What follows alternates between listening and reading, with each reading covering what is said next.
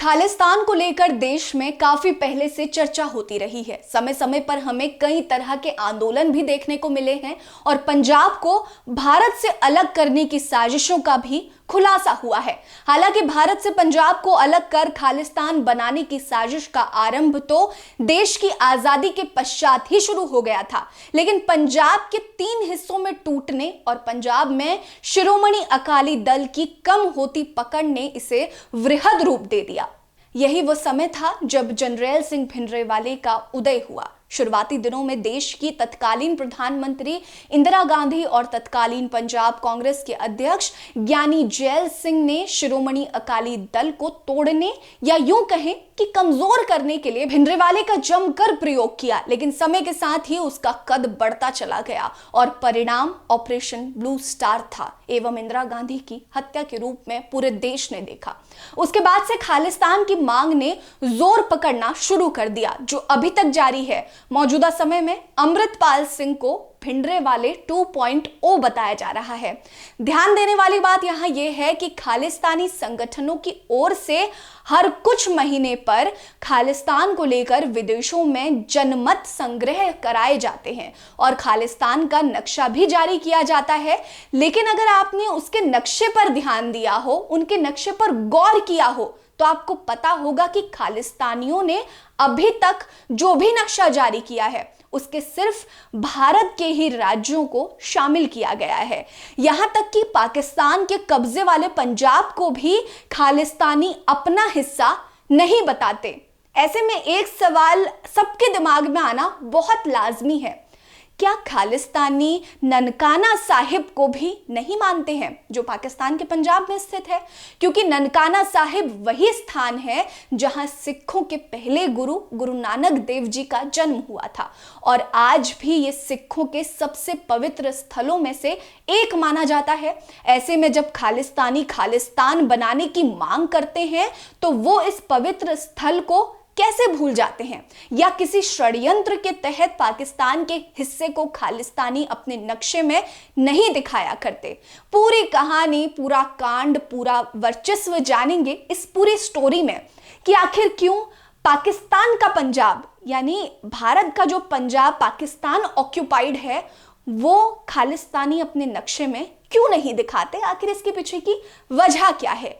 क्योंकि ऐसा कहा जाता है कि खालिस्तानियों को ISI के द्वारा फंडिंग मिलती है और भारत को परेशान करने की साजिश यही रची जाती है। ऐसे में आपने नक्शों में खालिस्तानी पाकिस्तान के किसी भी हिस्से को दर्शाने से बचता है। आप समझ गए होंगे कहने का साफ सीधा मतलब कि खालिस्तानियों ने आज तक पाकिस्तान के किसी भी हिस्से को अपने नक्शे में नहीं दिखाया। इसके अलावा पाकिस्तान कश्मीर और भारत के उत्तरी पूर्वी इलाके पर कब्जा जमाने के सपने देख रहा है और हमेशा देखता ही रहता है और खालिस्तान अपने नक्शे में प्रमुख तौर पर पंजाब, हरियाणा, राजस्थान और हिमाचल को दिखाता है।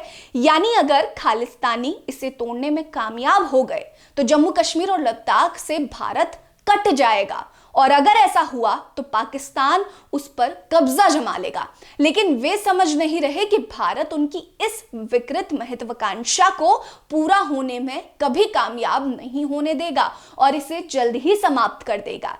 अब आप कुछ फैक्ट्स को गौर से सुनिएगा और गौर से देखिएगा भी। जून 2022 में आतंकी संगठन सिख फॉर जस्टिस ने जिस खालिस्तानी नक्शे का अनावरण किया था उसमें 1966 से पहले के पंजाब के इलाके दिखाए गए, जिसमें हरियाणा, हिमाचल प्रदेश और राजस्थान, उत्तर प्रदेश और उत्तराखंड के वो इलाके भी थे जहां बड़ी संख्या में सिख रहते हैं। आतंकी गुरु पतवंत सिंह पन्नू ने पाकिस्तानी मीडिया से दावा किया था कि शिमला भविष्य के सिखों के जन्मस्थल खालिस्तान की राजधानी होगी, यानी कि वो शिमला को अपनी राजधानी बनाने के इरादों में है।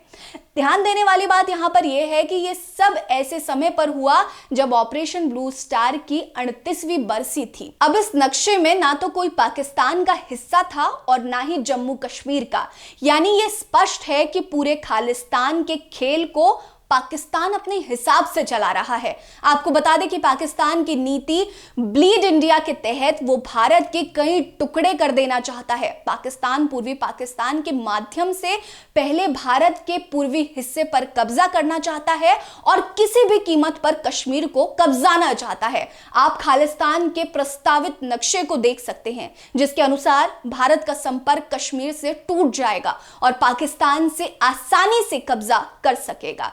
यही कारण है कि खालिस्तान अपने नक्शे में पाकिस्तान के किसी भी क्षेत्र को शामिल नहीं करता है और इसके पीछे की सबसे बड़ी वजह यही है। वेल, आपको क्या लगता है, क्या सिखों के लिए एक अलग देश बनाना और खालिस्तान की एक अलग मांग करना, क्या ये सही है?